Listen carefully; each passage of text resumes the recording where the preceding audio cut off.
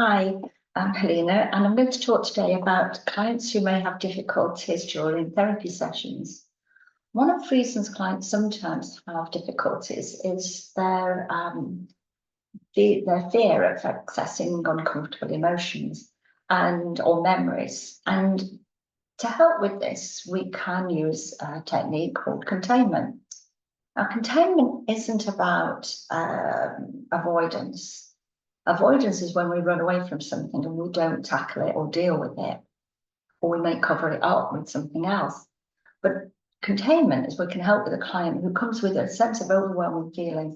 We know we can use a lot of tapping on that, but a very useful technique, as I say, is to ask the client to put these feelings or memories into a container. So the container could be a cave, it could be a shed, it could be a safe, a vault.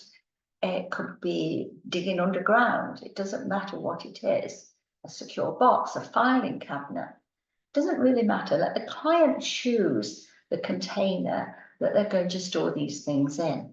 So asking the client to bring up these feelings, get a sense of what they feel like, or memories, but not to work on them.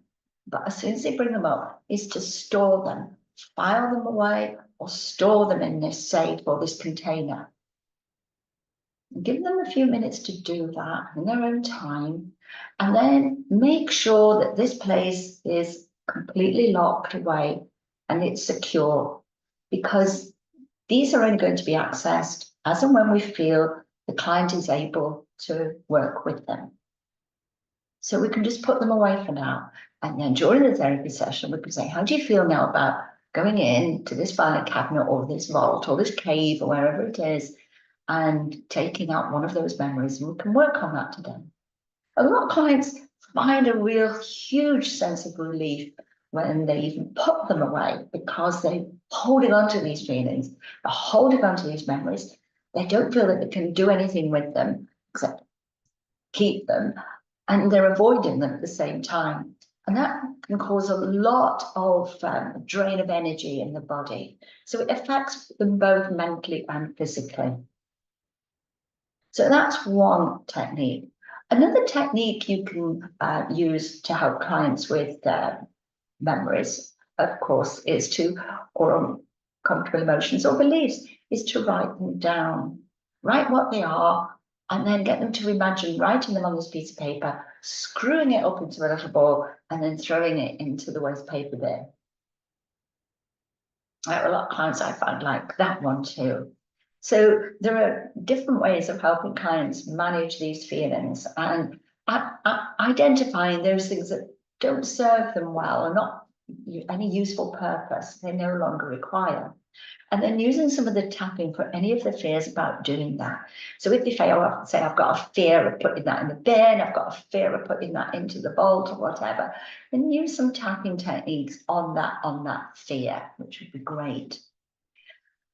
The other thing is, I sometimes find that clients have difficulty letting go of their old identities. So they have formed identities or behaviors or personalities because they were useful to them at the time. So that could be a people-pleasing behavior.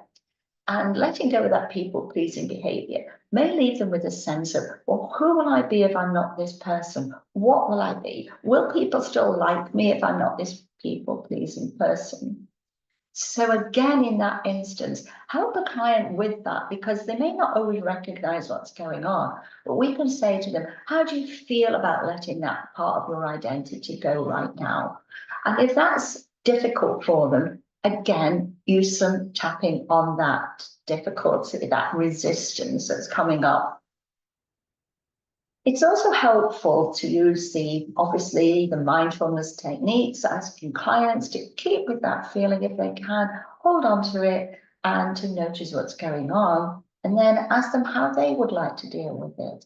Always give the client autonomy where possible, because they have the answer and they know what they can handle or can't handle. We may have a professional idea, but they know what they feel. We can encourage and help them with that, and we can give them the can-do attitude as well. So helping clients with these feelings and helping them to manage them and understand what they can do with them is a great resource for clients. I hope you found this useful. I will be adding some more hints and tips as time goes on. And thank you for watching. Bye.